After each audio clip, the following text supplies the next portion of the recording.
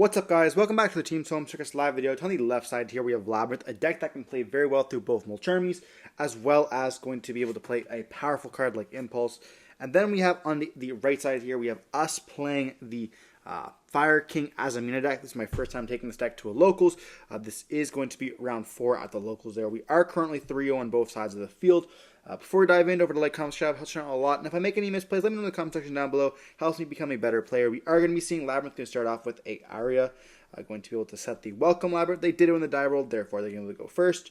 And it's going to let them be able to summon with the Ariana. Ariana will then activate the effect, letting us search for a lady. And then lady can summon herself out. And so here we do see the lady summon herself out, and then we set 3 other additional cards and pass turn. So this means to me that we have a big welcome in the hand already, or else we would have set that during, we would have added that off the Ariana. That's going to kind of be this way here. So we do see the Hallowed Azamina being the first action, which then we can chain the Wanted, allowing us essentially get a card for free to send off the Hallowed Azamina.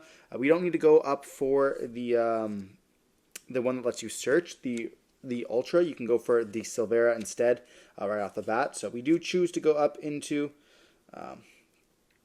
that. We do see the big welcome being chained here, less summoning out that Lovely. So we did have it already, and we do summon out the Silvera, which is the monster negate or the Omni negate at the time, and they are able to chain block with Lovely, going Lovely 1, and then they are going to go with the Welcome 2. We do choose to negate it because we wanted to make them essentially pop a card in our hand, and they end up popping the Deception. So we already had the Deception in the hand as well. That's probably one of the best hits for us there because they're able to just send it to the grave, essentially.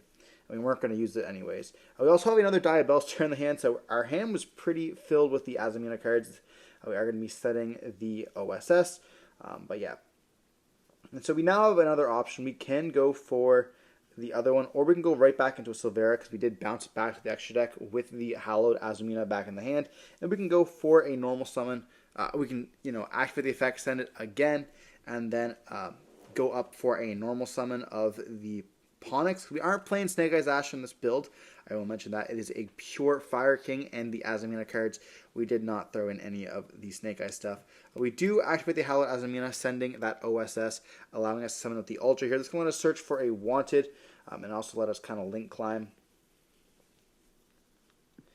I didn't think they were playing simultaneous Equation Cannon at this time, or simultaneous Quote Cannon as you wish.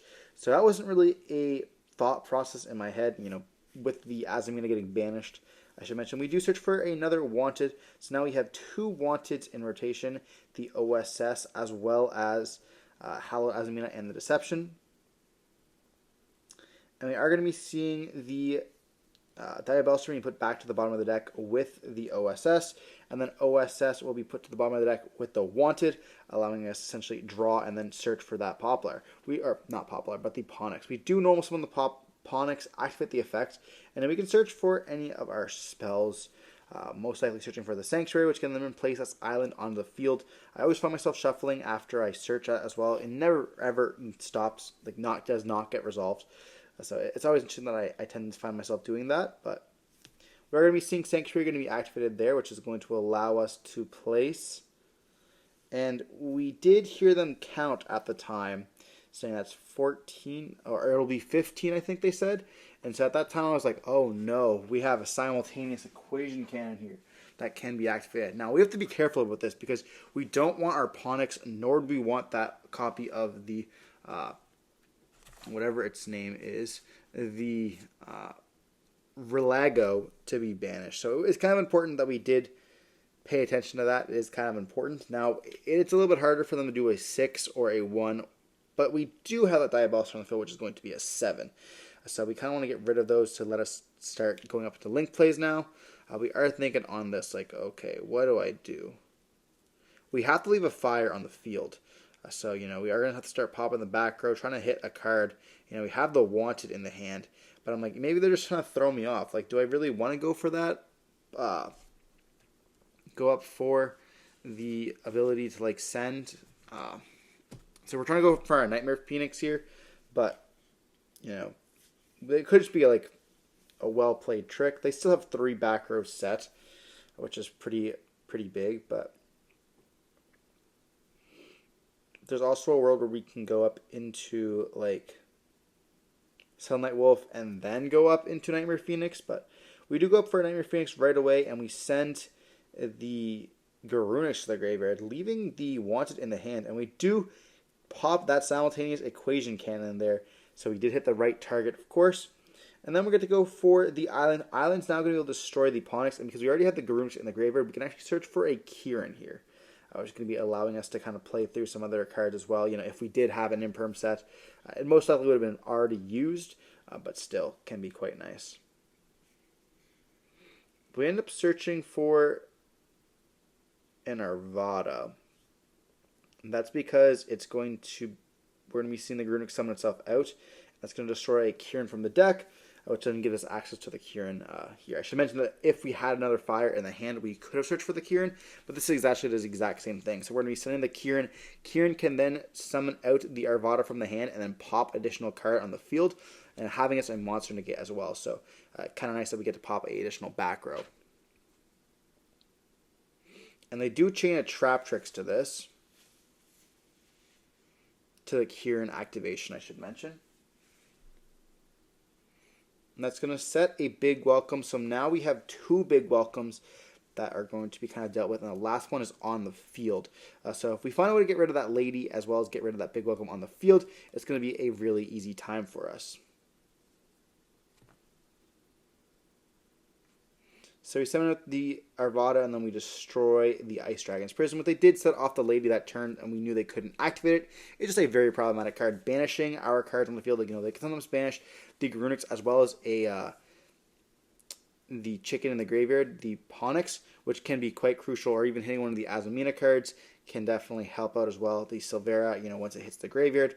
I don't know the exact typing of it, actually, honestly, so it could just never come up, but looking at it, it is an illusion. So I don't think that they would be able to banish, but it could come up, potentially, in certain decks. We now go for a Princess line, and then we summon back out the Arvada, because we already had the Kieran in the hand, so that's why we searched also for the Arvada. We don't need double Kieran. We go up into the Zelantis. Zelantis is going to activate the effects. And this simply is going to be the Zelantis OTK, if you wish. Because we're going to be seeing the Princess be able to summon back, destroying the Garunics, and then that's going to trigger the Sunlight Wolf, or the Salamangreat Raging Phoenix in the graveyard, destroying it, and then we're going to be seeing that summon itself out, gaining the attack that the Garunics had, and that's going to be also able to pop multiple cards on the field. Then we can pop 2 cards, and then we're able to attack for game. So we do see Game 1, Fire King able to do the OTK here. Being able to start off with those Azamina cards is just kind of insane. The Azamina cards are insane themselves. I'm quite happy that we ended up getting some fun stuff like that. You can mix in a bunch of different decks, and I'm excited to see what kind of gameplay we end up seeing. I like how they also kind of use these Info Spoil stuff as well, because I really do like it as an engine. I think it's quite nice that you can actually pair it up like with Fire Kings. I think it's super fun that you can do that. Obviously, the Snake Eyes stuff is a little bit super oppressive. I don't love the Snake Eyes cards. I think Flamebridge is an insane card. Oak is an insane card. Now, Ash and Poplar are both at 1, which makes it a little bit less inconsistent. Therefore, kind of punishing you if you open up badly. But overall, I really do like the design. I wish that most decks had level 1 fires, unfortunately.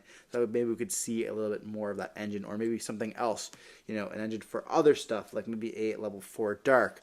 That'd probably be way too busted. Never mind, ignore that comment.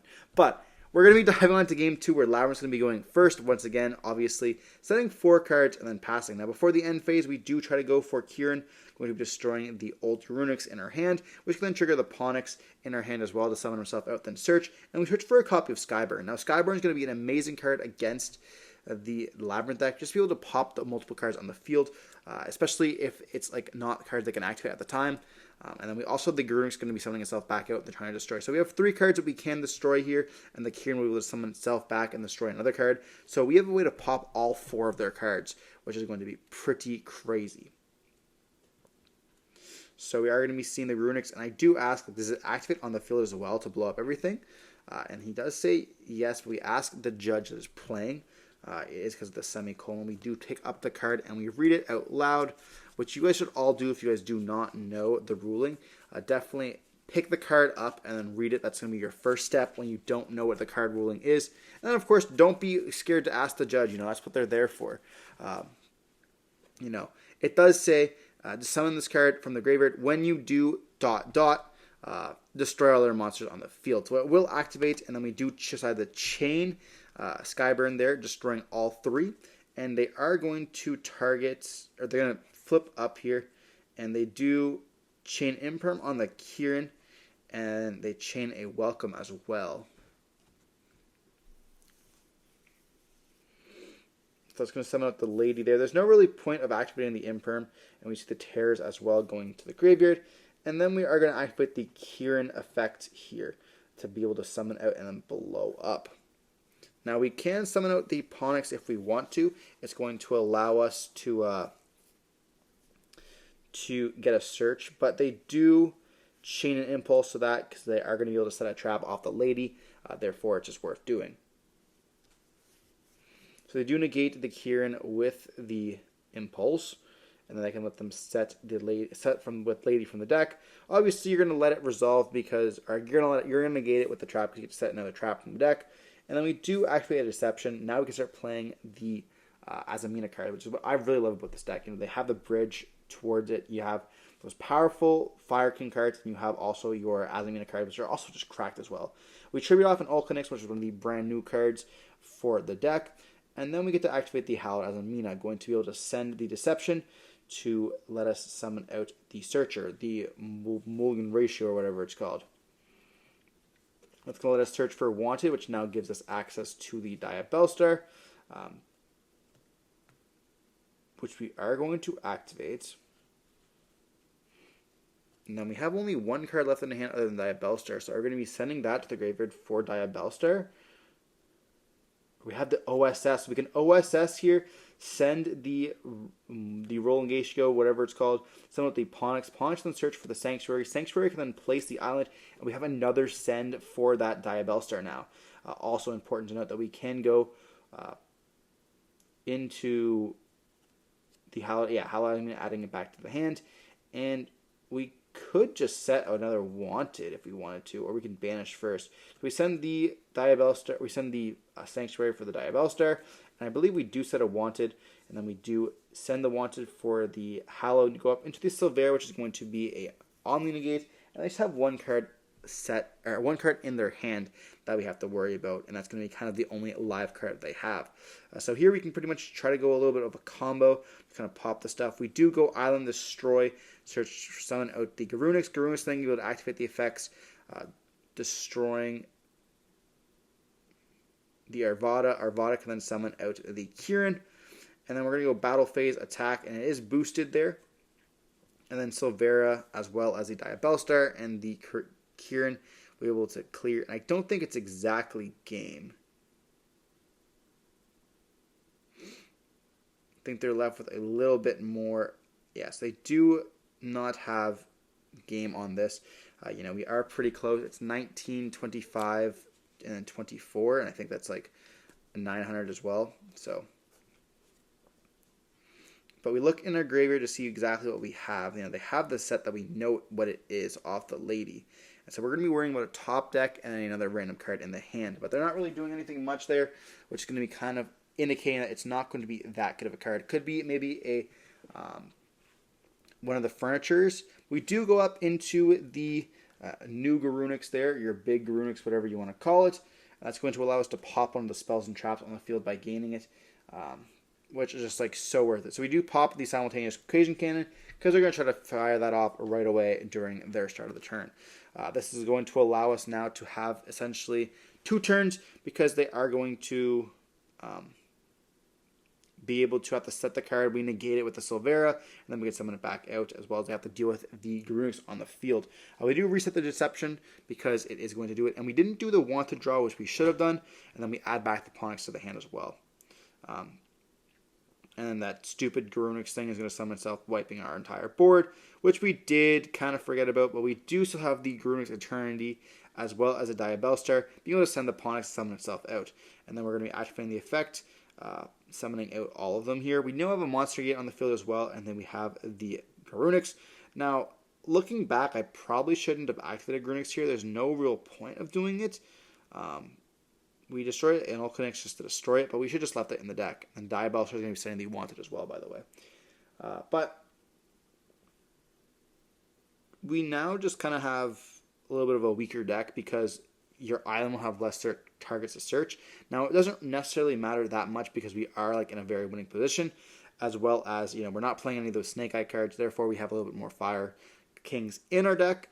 We are playing the double Garunix, which I think that some people think is wrong, but I really just don't care. So now we do go up back to our turn. We draw. Ponix was not destroyed by a card effect. It was sent for the Diabellstar. Therefore, it will not be able to add itself back. We do go up into the Grunix once again here, and then we're going to activate trying to destroy one of their spells that's trapped on the field and gain the 500. They do have a Compulse on the Arvada. That's now going to be able to trigger the Welcome Labyrinth setting itself. And now we have it normal summon, which is very important. So we are going to go for the Hallowed Azamina adding back by putting the Silvera. And then we go for the Hallowed Azamina sending the Deception. And they do chain Tear of the Underroot here. That's going to send a Deception to the graveyard. And then we ask them what do they want to set to our field. And they're going to attempt to set the Ponx. Now we do chain the Wanted, which they knew we had. And then they just admit defeat here because they realize that we are going to be able to send that, just summon out the copy of Silvera, and then get the game. So we see Labrynth unfortunately take the loss here against Snake Eyes Azamina. This deck is absolutely crazy. And I said Snake Eyes, I meant Fire King. I love this deck absolutely so much. I most likely did make some misplays like we mentioned there. A couple of them that I did realize I screwed up with. But regardless, hope you're watching the video. Don't forget to like, comment, subscribe, see more content like this. Don't forget to stay safe. Peace.